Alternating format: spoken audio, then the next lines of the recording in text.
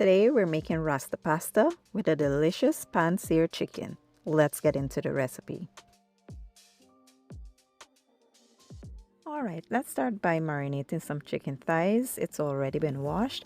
I will list everything I use in the description or the caption.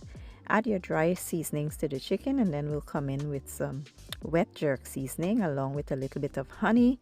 Give everything a good mix and let it marinate for about an hour or two.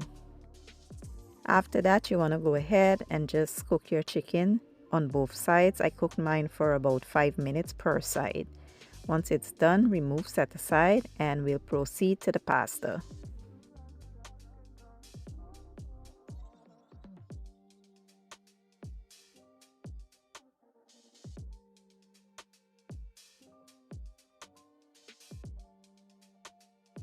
Now let's go ahead and boil our pasta. I'm adding some salt to the water in with some penne pasta, but feel free to use any pasta of your choice.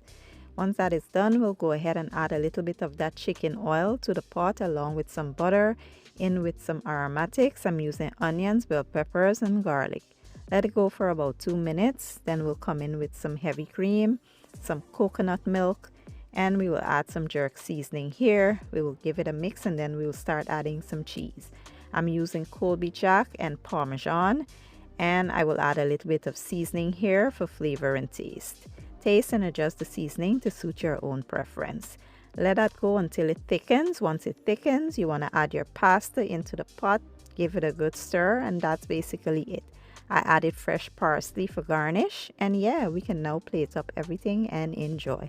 When I tell you this was quick, easy, and simple, but the flavor was absolutely chef kiss.